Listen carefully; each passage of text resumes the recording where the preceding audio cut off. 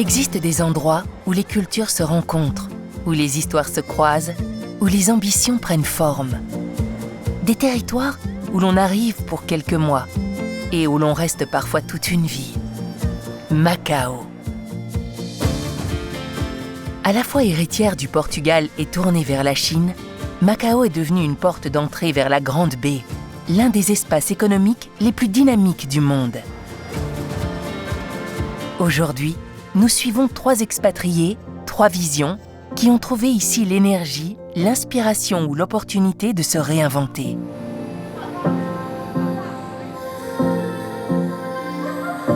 À Macao, certains noms racontent plus d'un siècle d'histoire. Parmi eux, la famille Rodriguez, installée ici depuis 1916.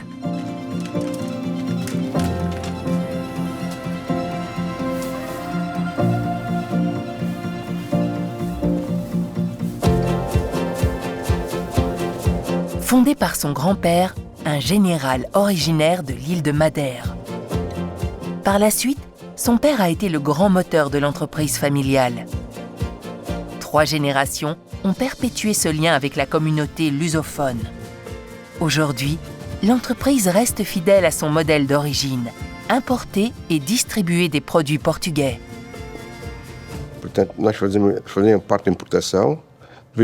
Aujourd'hui, nous distribuons pour les supermarchés, les restaurants, les hôtels et aussi pour des clients particuliers.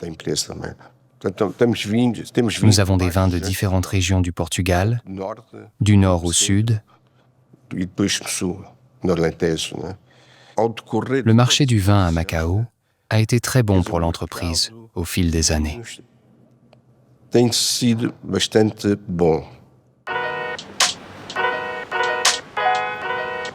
L'histoire de Diogo à Macao commence en 2015. Arrivé pour développer un restaurant, il découvre une ville en pleine transformation où tradition et innovation se rencontrent. Aujourd'hui, il dirige Mantegaria à Macao, la première boulangerie de pastel de nata originale installée en Asie. En tant que Portugais, je n'ai pas trouvé cela très difficile.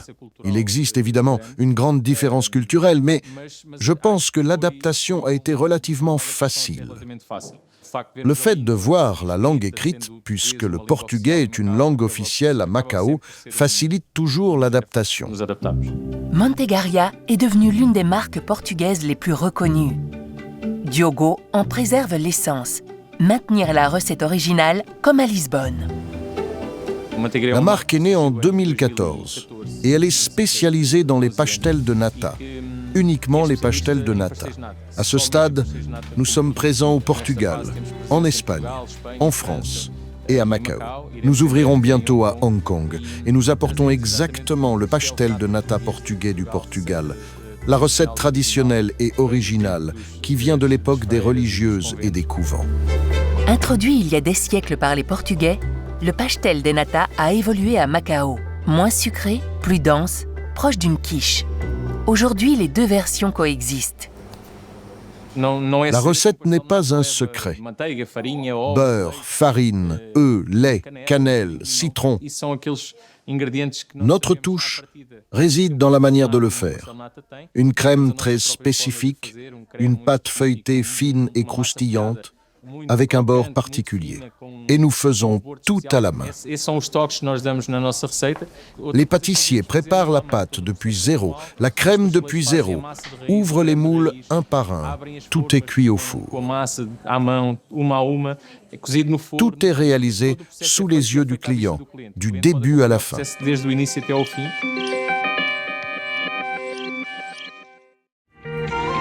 Installée depuis 2001, Rebecca fait partie de cette nouvelle génération qui réinvente la ville. Pendant la pandémie, elle crée le premier jean entièrement produit localement. Un jean né ici, inspiré par la ville et par son symbole, la fleur de lotus. Je viens du Brésil et nous avons déménagé ici en 2001. Mon père était pilote et Macao représentait une grande opportunité. J'ai fait l'université à Macao et j'y ai appris le chinois. J'y ai aussi appris l'anglais, que je ne parlais pas du tout à l'époque. Comme nous sommes la première distillerie de gin à Macao, nous avons essayé, dans notre gin original, d'intégrer des plantes qui représentent vraiment Macao, comme un hommage. Sur le drapeau, il y a la fleur de lotus. Nous avons donc pensé, pourquoi ne pas utiliser la feuille de lotus dans notre gin pour représenter Macao?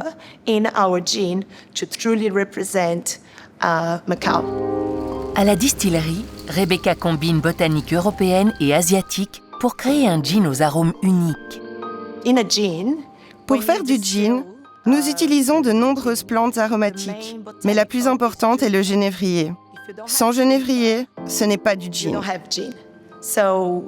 Nous utilisons 9 types de plantes, certaines venant de Chine et d'autres d'Europe.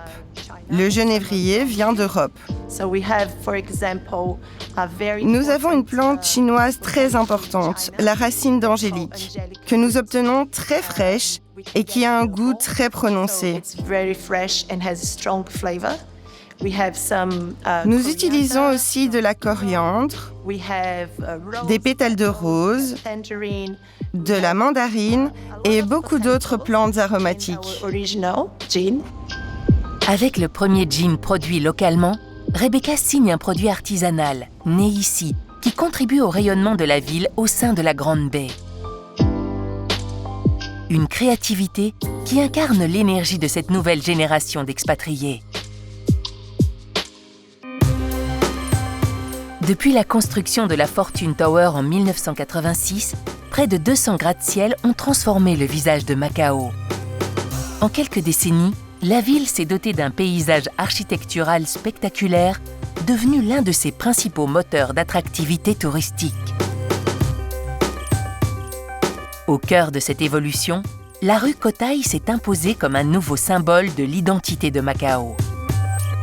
Sur cet axe emblématique, les grands resorts se succèdent, formant de véritables ensembles architecturaux où le luxe rencontre l'innovation.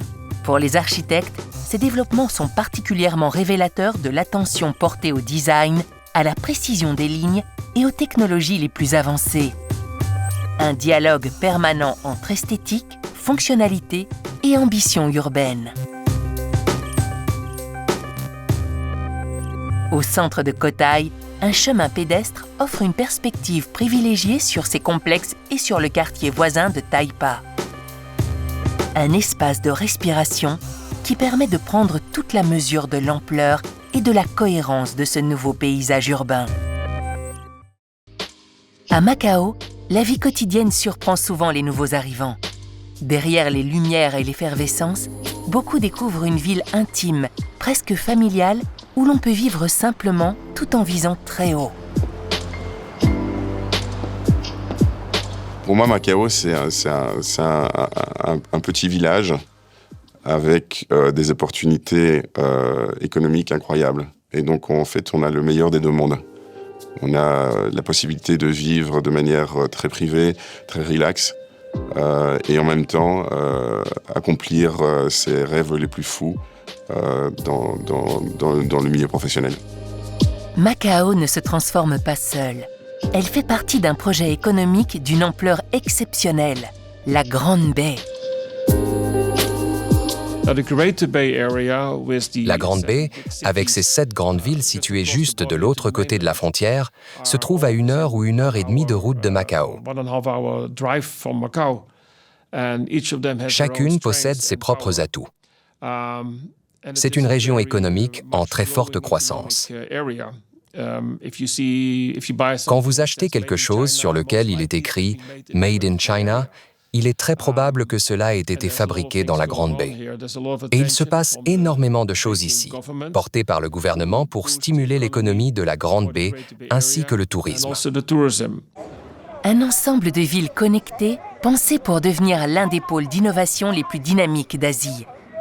Un territoire où circulent les idées, les capitaux, les technologies et de plus en plus de talents internationaux. Je pense que pour les investisseurs internationaux, Macao est l'une des portes d'entrée les plus stratégiques vers l'une des régions économiques les plus dynamiques au monde, la Grande Baie. Nous ne sommes pas seulement une ville centrale. Nous pouvons aussi vous connecter directement à plus de 83 millions de consommateurs dans la Grande Baie, mais aussi à 300 millions dans les pays lusophones. Macao est un port franc, avec une circulation libre de capitaux et un système fiscal très simple. Le taux d'imposition sur les sociétés n'est que de 12%. Nous développons très activement notre stratégie de diversification 1+4.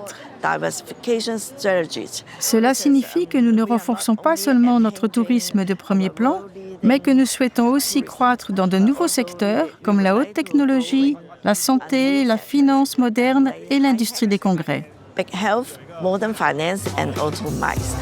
À Macao, l'ambition de la Grande Baie prend forme dans des événements qui rassemblent entreprises, chercheurs et innovateurs du monde entier. Parmi eux, l'Expo mondiale de l'intelligence artificielle et des machines offre un aperçu saisissant du futur. Dans les halls d'exposition, les stands dévoilent des robots de nouvelle génération, des solutions de mobilité intelligente, des objets connectés ou encore des environnements immersifs. Un spectacle technologique qui illustre la direction que prend la région. Un territoire où l'innovation façonne le quotidien.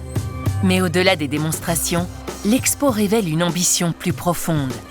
Faire de Macao une plateforme d'innovation capable d'attirer de nouveaux secteurs, de nouveaux talents et de nouvelles histoires.